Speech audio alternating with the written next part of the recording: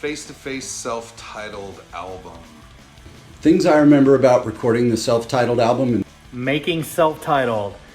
So one of the things that I remember about being in the studio doing the self-titled album. So the self-titled record was written at Downtown Rehearsal Studios in LA. Up until the self-titled point, we were pretty much rehearsing and practicing at my house, and we did a lot at Chad's grandma's house. But before the self-titled, then we found ourselves in a formal rehearsal studio building in downtown LA. we got a room at Downtown Rehearsal, which is on, I think, 3rd Street, downtown Los Angeles. We rehearsed at this place called Downtown Rehearsal Studios, and it was in downtown LA. It was a pretty seedy part of town. Long hours and a rehearsal space in downtown LA. Really crappy part of town. It was a tall, probably 8-story building. It had one of those old manual elevator shafts with the rusty gate going across the front of it to drag your gear up there. And then it was just hallways with rehearsal rooms and bands banging it out, throughout the building. And so that's where we did a lot of that writing and rehearsing. The boys spent about 6 weeks, 5 nights a week, 5 hours a night, just hammering and just really, really getting that record right. And I think Trever in particular felt like he had something to prove with that because it was the first record he was writing without Matt. That was a big one. That was a big deal because up until that point, Matt and I had been collaborating on the songwriting, and we got Scott in the band, which was huge, but he and I hadn't really gotten into any kind of groove with songwriting yet, so I was still I was kind of left with like the songwriting duties to a large degree. And I was new in the band. I didn't really even know the guys that well, having just joined. So, I was cautious with my moves. I was just getting to know the guys and the kind of scene that they're from, which was just a little left field. I mean, I've listened to a ton of punk rock, and obviously I grew up more on 70s punk rock. But these guys were kind of a different animal, and, their previous bass player, Matt Riddle, was a total shredder, so it was an exciting, fun thing for me to be a part of, but I wasn't, an original member, and so there was a dynamic already established with them that I had to kind of integrate with. The contributions Scott did make to the record were amazing. Like, the middle breakdown section of I Won't Lie Down, and, a lot of other cool parts of the bass riff to Walk the Walk. And I just came in with the song idea that was like just a 4-chord Monty kind of thing. And then I was like, can you do some kind of googly bass thing, I think, which is exactly what I said to him. And he came up with the thing for Walk the Walk. I didn't want to just go in there swinging bats, throwing opinions around. I was the new guy, and I had to kind of get my footing. So I was just sort of getting a feel, a sense of how this band works as friends and as a working unit. Most of the bands I had ever been in were, some talented people, but highly unprofessional scenarios. And so here in Face to Face was a band that actually got the work done, which is something I really admired. And I didn't want to trot on it in the wrong way. But pretty quickly, I would be the default guy to, if Trever needed an idea for a song here or there. I got a couple in on that first record, a self-titled record. It's basically a Trever record. It's a great record. But what I remember most was the work, more than, throwing bottle rockets at each other and all that fun stuff. I distinctly remember one night pulling up and hearing a song coming out of one of the windows of the rehearsal studio, and it was super catchy and kind of a mid-tempo, like alt pop, jangly, song. And so I had no idea where it was coming from, and I got up to our room and I realized it was the band. And they finished and they ran through again, and Trever was like, "What do you think?" And I said, "It's great. It's awesome. It sounds like a Lemonhead song. It doesn't really sound like something that we could put out." And he's like, "Yeah, I'm not finished wrenching on it." Well, he finished wrenching on it, and he sped it up, and he did his kind of Trever magic on it, and that song became Blind. So whatever he was wrenching on was all the right spots. You know, the rehearsals were cool for that record because Jim Goodwin, who recorded the album and really produced, I don't know if he actually has a producer credit on it or not, he wanted to push us to do some stuff we hadn't done before. He'd been a fan of ours since the beginning. We recorded a bunch of Don't Turn Away with Jim, and he mixed it and stuff. And so he wanted to push us to try some different songwriting techniques and some different styles and some other things we hadn't done before. So it's part of the reason why, you know, songs like Resignation have an ending of a song that's completely different from what the rest of the song was. You know, not exactly pop writing style, which is my favorite, but you know, we tried some stuff that was different. It was really cool, and it was that outside influence from Jim and you know, probably from Rich too, hanging out there a bunch and telling us what he liked and didn't like, and it was good times. It was salad days, you know. I don't really remember the last week of rehearsals. I'd gone on a trip to Mexico, and then I came back and I suffered an unfortunate elevator mishap.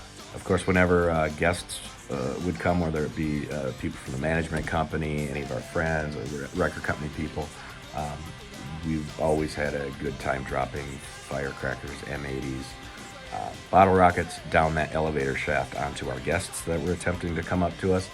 And as they were coming up, we would light them and drop them over, you know, the railing, and they would go down and pop, and that was kind of a lot of fun, as I recall. I think that happened to me too.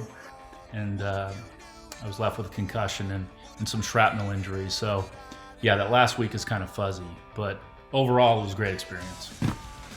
So rehearsing that record was actually a lot of fun. I remember also too something about rehearsing for that particular record is Goldfinger was in the floor directly below us, and I believe they were not only rehearsing, but I think they were recording their album that would have, you know, songs like Here in Your Bedroom and stuff on it. That was being done right on the floor below us. So we were writing self-titled, and they were writing and recording their record there. And so it was kind of a cool, you know, pop punk moment of the 90s. Yeah, rehearsals there were great. We never went back again, and probably wouldn't have ever been invited back because of our fireworks shenanigans, but it was good times.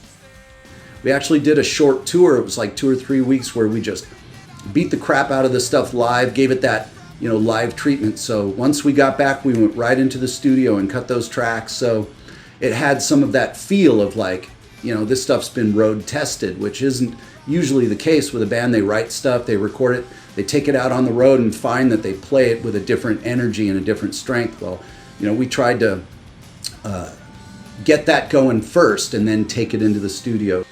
So the recording of the self-titled record took place in Hollywood, California, at a studio called Paramount, which is still, I believe, operating today.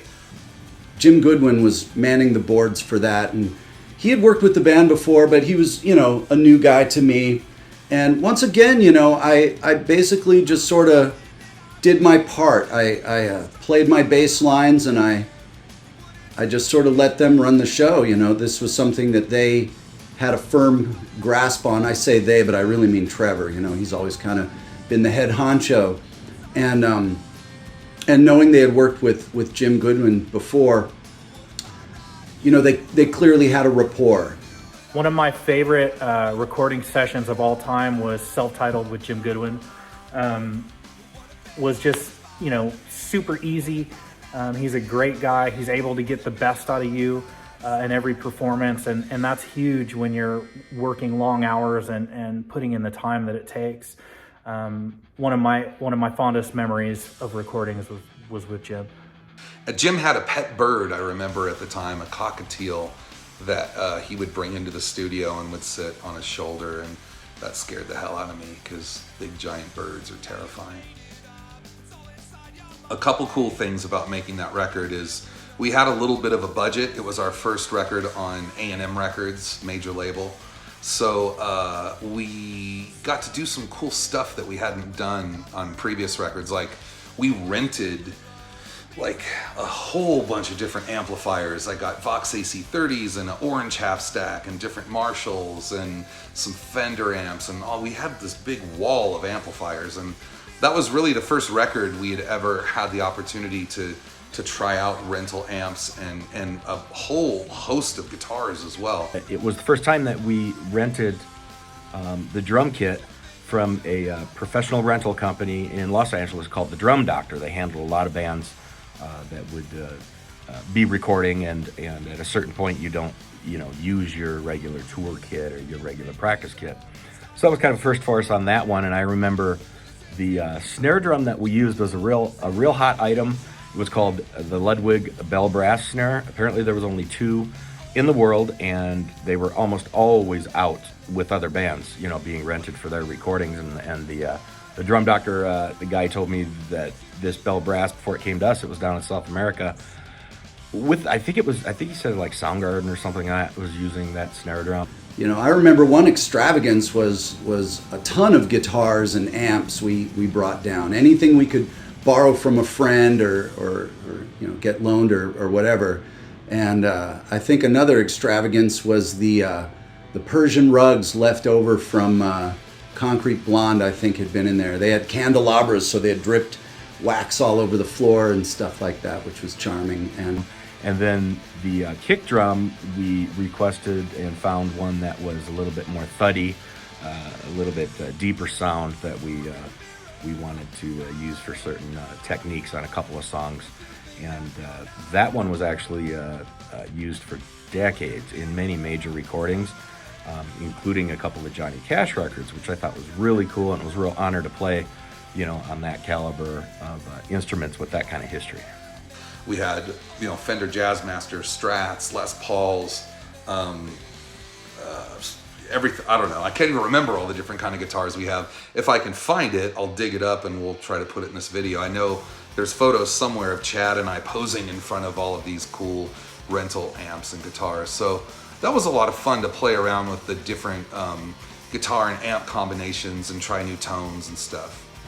I think it seemed a little highfalutin for the band at the time, even working in a studio like that, which is really no big deal, but for a punk rock band and all that. So that was fun. I remember we finished all the tracks, or the basic tracks, and then I split up to Seattle to visit my then girlfriend and now wife.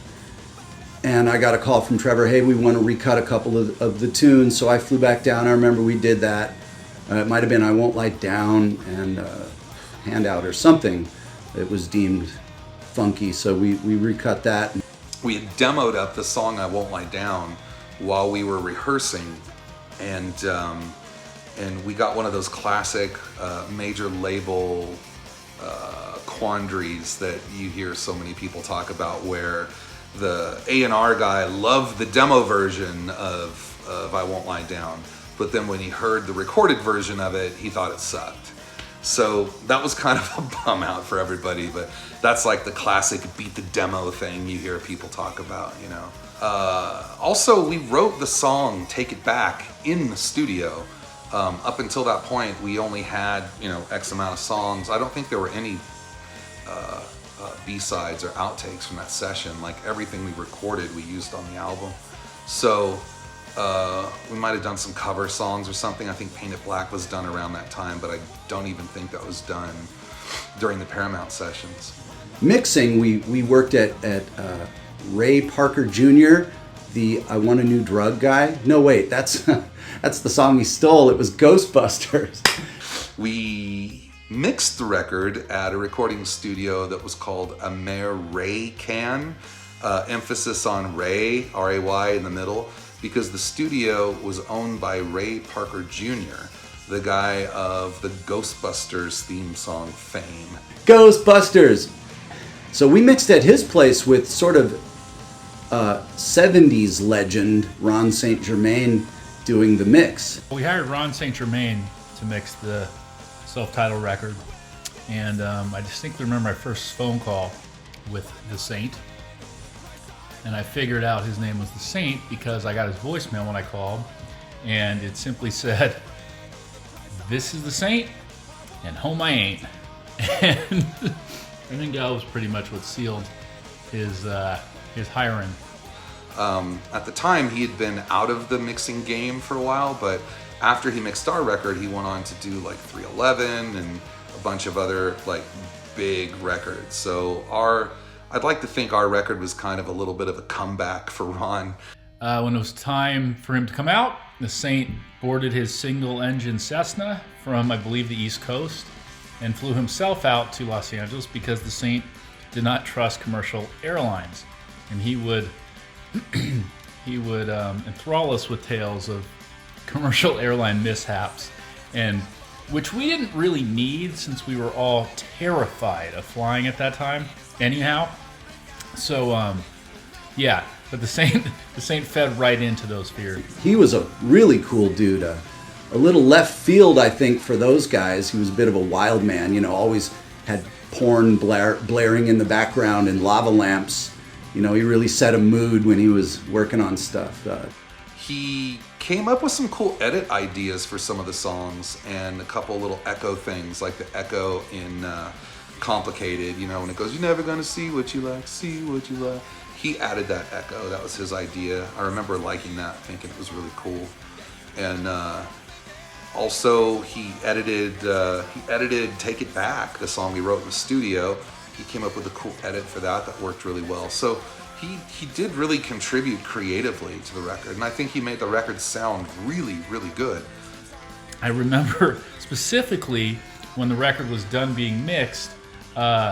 It wasn't done yet. No, when the record was in the middle of being mixed, the Saint claimed that the record label hadn't paid him part of his advance yet. So he kept complaining about it, and then he just decided to take the masters and head to the airport and call us from the cockpit of his Cessna to say that he was flying home with the masters, and when the label wanted to pay him, then he'd come back out. So it took some quick scrambling, and I got the proper people on the phone, and we messengered check over to the Saint, and he headed back to the studio and queued up the porn and lit the candles and got back to mixing. But he did a hell of a job on the record. It sounds awesome. Ron was a trippy dude, man. He had his own plane. He flew it into Van Nuys, and I believe he even took Scott up for a ride during that. I would have never gone up in it in a million years. I still wouldn't, because I just don't like flying small aircrafts.